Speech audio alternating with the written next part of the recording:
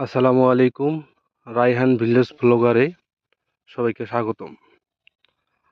আপনারা যারা বড় মৌসুমে ধান চাষ করেছেন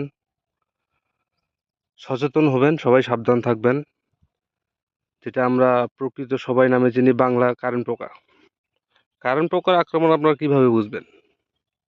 অনেকজনই উপরে দেখেন, উপরে লেড়ে চেড়ে দেখেন যে কারেন্ট পোকা আক্রমণ নেই, আসলে সেটা ভুল। আপনারা দেখবেন যে এই যে ধান ধান গাছ ফাটাবেন, মূলত এই দেখেন ধান গাছ ফাটাবেন, ফাটায় দেখবেন এই যে কারেন্ট পোকার আবির্ভাব এই ক্ষেতে ঘটে গেছে। দেখেন, দেখতে পাচ্ছেন?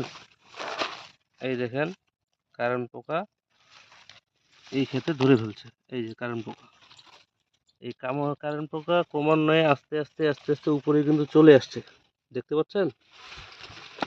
দেখেন, এই হচ্ছে অবস্থা।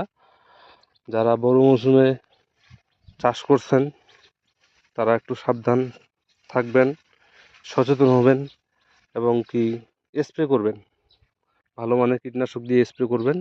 ইনশাল্লাহ রোগ সেরে যাবে।